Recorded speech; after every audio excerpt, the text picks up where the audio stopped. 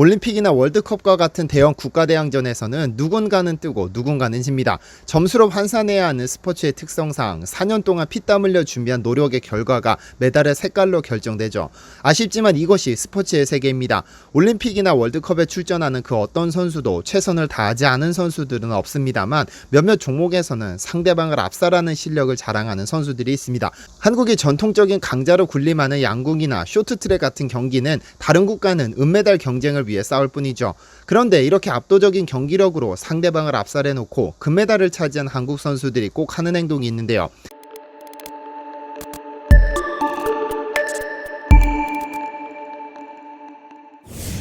안녕하세요, 디스멘터리입니다. 2008년 베이징 올림픽을 시청하신 분들은 평생 동안 잊지 못할 선수를 한 명 기억하실 텐데요.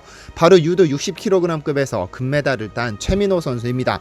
경기 2일차에 한국에게 첫 금메달을 안겼다는 사실도 중요했지만 무엇보다 5경기 전부 한판승으로 따낸 그 임팩트는 너무나 강렬했죠. 현재 도쿄올림픽까지 2012년 런던올림픽, 2016년 리오올림픽까지 두 번의 올림픽을 더 경험했으나 최민호만큼의 임팩트를 안겨준 선수는 없었습니다. 2008년 베이징 올림픽에서 실시된 설문조사에 따르면 올림픽을 시청하는 남성들은 인간 승리에 대해 주목하는 반면 여성은 뛰어난 기량에 주로 관심을 갖는다고 나타났습니다. 그런 의미에서 최민호 선수는 인간 승리의 아이콘이자 뛰어난 기량으로도 주목받았습니다. 왜냐하면 5경기를 전부 한판승으로 따냈기 때문이죠. 사실 최민호 선수는 인간 승리에 더 가까운 선수입니다. 한 차례 좌절을 맛보고 다시 일어서 세계 정상에 올랐기 때문인데요.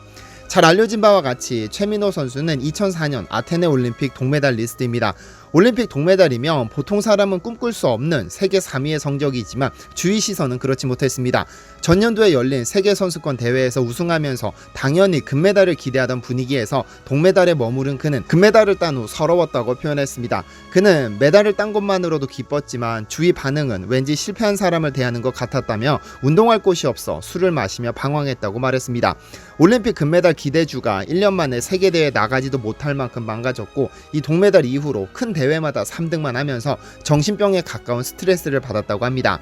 2006년에는 어깨 부상까지 겹쳐 도하 아시안게임에도 나가지 못했었죠. 유도 선수로는 노장으로 부르는 20대 후반의 나이는 그에게 선수 생활을 이어갈 것인지를 강요했습니다. 그러나 2008년 베이징 올림픽이 다가오면서 다시 목표를 세웠고 금메달 하나만을 바라보며 지옥 같은 훈련 과정을 견뎠습니다. 그가 얼마나 노력을 했는지 보여주는 객관적인 지표가 있습니다.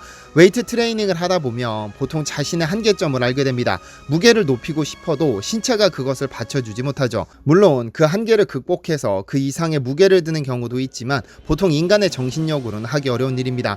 운동 좀 했다는 사람들은 자신 몸무게의 1.5배를 들고 자신의 몸무게 2배를 드는 이들은 운동선수들입니다. 평생 운동을 한 운동선수들도 겨우 자신 몸무게의 2배를 들어 올릴 뿐이죠. 상대방을 끌어당기고 업어치고 드럼에 치고 해야 하는 유도 선수들은 특히 데드리프트를 많이 하는데요.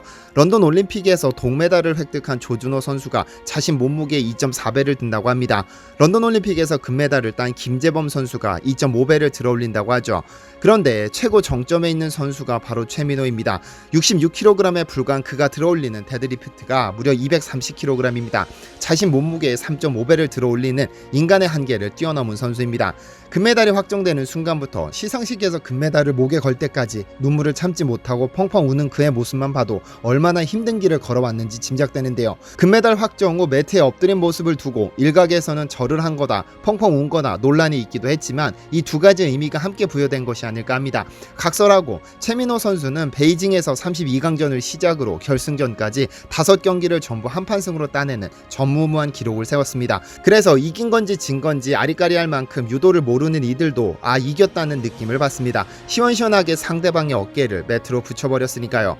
그런데 가장 멋진 경기는 결승전에서 나왔습니다. 세계 랭킹 1위 오스트리아 국적의 루드비히 파이셔와 결승전에서 만난 그는 상위 랭커들과의 경기에서는 잘 나오지 않는 대단한 한판승을 거뒀습니다.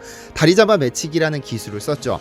파이셔 선수가 다리 공격을 들어오는 순간 사타구니 사이로 왼손을 집어넣어 그대로 잡아 매치면서 마치 통나무 하나가 쓰러지듯 바닥에 내동댕이 쳐졌습니다. 그런데 이 경기가 레전드로 남은 건 최민호 선수의 5연속 한판승으로 따낸 금메달보다 은메달을 딴 파이셔 선수의 행동이었습니다.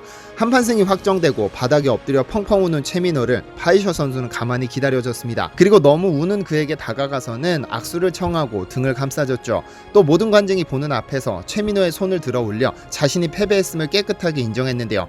만약 이 경기를 못 보고 이 장면만 봤더라면 파이셔가 승리한 줄로 오해할 수도 있었습니다. 그는 시상식에서도 금메달리스트 최민호 선수가 펑펑 우는 와중에도 연신 입가에서 미소가 떠나지 않았습니다. 최선을 다한 만큼 은메달도 값지다는 의미였죠. 이를 지켜본 시청자들은 진정한 스포츠맨십이라며 파이셔의 매너를 칭찬했습니다. 이렇듯 경기 후 펼쳐지는 훈훈한 장면은 보는 이들의 가슴도 훈훈하게 만들어주는데요. 그런데 한국 선수들이 이렇게 훌륭한 경기를 치르고 나면 꼭 하는 행동들로 우리 가슴을 훈훈하게 만들어줍니다. 영국 프리미어리그에서 독보적인 활약을 펼치고 있는 손흥민 선수는 지난 2017년 한 경기에서 특이한 세리머니를 선보였습니다. FA컵 4라운드 32강전에서 위컴을 만난 토트넘은 손흥민의 짜릿한 멀티골로 역전승을 거두고 16강에 진출했죠. 동점 상황에서 후반 50분에 터진 손흥민의 결승골은 스타디움을 가득 메운 토트넘 팬들을 광란의 도가니로 몰아넣었습니다. 그런데 손흥민 선수는 이 기쁜 골을 동료들과 잠시 기뻐하더니 카메라 앞으로 다가가서는 대뜸 큰 절을 올렸습니다. 현지 중계 카메라가 이를 정확히 잡지 못해 순식간에 지나갔지만 분명 큰 절이었습니다. 경기가 끝난 후 진행된 인터뷰에서 그는 설날을 맞이해 한국 팬들에게 감사의 인사를 담아 세배를 했다고 밝혔습니다. 지구 반대편에서 활약하는 자신을 응원해주고 지지해주는 한국 팬들에게 감사의 인사를 남긴 것이죠. 보통 서양에서는 누군가에게 고개도 잘 숙이지 않고 더군다나 큰 절은 상상도 할 수 없습니다. 일종의 복종을 의미하기 때문이죠. 실제로도 지난 2013년 캐나다 출신의 살아있는 피겨스케이팅 전설 커트 브라우닝이 김연아 선수에게 큰절하는 모습이 포착됐을 때도 서양 언론에서는 왜 브라우닝이 김연아에게 복종을 표시하느냐라며 의아한 반응을 전하기도 했습니다. 남자 싱글 피겨에서 4번이나 세계 챔피언을 지낸 브라우닝이 김연아에게 완벽히 복종하기로 했나 하는 의구심과 함께 전설도 감축하는 김연아의 위험이라는 짤이 나돌기도 했었습니다. 동양권, 특히 한국에서 큰절엔 존경의 의미를 담고 있습니다. 새해나 특별한 일이 있을 때 주로 어른들에게 올리는 인사죠. 그래서 감사한다는 의미를 담은 절은 주로 운동선수들로부터 나옵니다. 얼마 전 도쿄올림픽에서는 펜싱 남자 에페 대표팀이 동메달을 따낸 후 감사의 큰절을 올렸습니다. 한국 남자 에페가 단체전에서는 사상 최초로 메달을 획득한 건데요. 이 경기에서 박상영 선수는 리우 올림픽 금메달리스트답게 에이스로 활약했습니다. 그리고 시상대 태극기를 건 우리 선수들은 전부 큰절을 올려 보는 이들의 가슴을 뭉클하게 만들었죠. 2014년에 인천에서 열린 아시안게임에서는 한국이 독보적인 지위를 누리는 여자 양궁 대표팀이 대만을 제치고 금메달을 목에 걸었습니다. 그리고 금메달의 주인공은 일제히 감사의 큰절을 올렸죠. 김연아 선수의 금메달로 유명한 밴쿠버 올림픽에서는 남자 쇼트트랙 5000m 은메달을 획득한 대표팀 선수들이 태극기를 앞에 두고 큰절을 올렸고, 평창 동계올림픽에서 아이언맨으로 유명세를 치른 윤성빈 선수는 한국 역사상 최초의 스켈레톤 금메달을 획득하고는 경기장을 찾은 팬들에게 큰절을 올려 가슴을 따뜻하게 만들었습니다.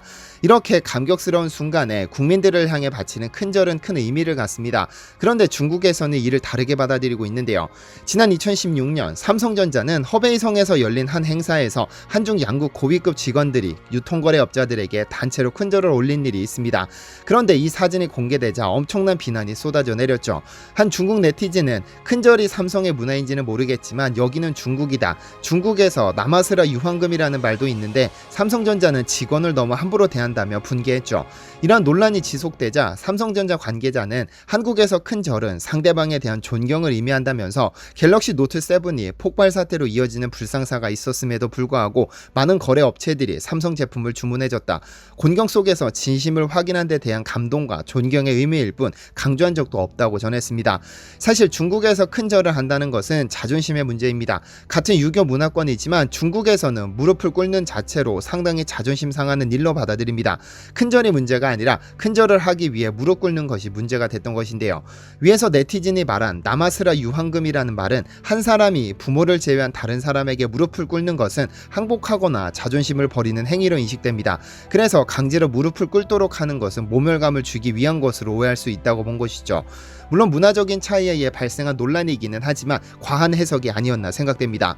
이렇게 상대방에 대한 존경의 의미를 심심찮게 표현하는 한국인을 두고 우리 스스로는 동방예의지국이라고 부릅니다. 하지만 앞으로는 이 용어의 사용을 조금 자제하는 것이 좋을 것 같습니다. 먼저 동방은 동쪽을 의미합니다. 당연하죠. 그런데 이 동쪽의 기준을 세운 것은 중국입니다. 서방 세계에서 지칭하는 동방이 아닌 겁니다. 서방 세계에서 봤다면 인도도 동방, 중국도 동방, 일본도 동방이지만 유독 한국에게만 동방이라는 의미를 붙입니다. 이는 곧 중국이 자신들을 중심에 두고 동쪽을 지칭한 것입니다. 예의지국이라는 것은 예의가 바르다라는 뜻입니다. 그런데 여기에는 중국에 대한 예의가 바르다라는 의미가 숨어 있습니다. 옛부터 우리 조상들은 중국을 대국이라 부르며 사시사철 공물을 갖다 바쳤습니다. 그러다 보니 중국에서는 동쪽에서 사시사철 공물을 갖다 바치는 예의 있는 민족이라는 의미로 동방예의지국이라고 불렀습니다. 그런데 이 동방예의지국이라는 단어가 일제강점기에 들어 또 이상하게 사용되기 시작했습니다. 일본인들이 우리나라 사람들을 말 잘 듣는 사람들로 만들기 위해 너희들은 예전부터 예의가 바른 사람들이었다라며 주입시킨 것이죠. 우리는 이 말이 좋은 의미라고 생각하고 쓰지만 사실 이 말은 우리에게 치욕스러운 의미가 있습니다. 앞으로는 사용을 조금 자제하는 것이 좋겠죠. 우리 스스로를 치욕스럽게 만들 필요는 없을 테니까요. 시청해주셔서 감사합니다.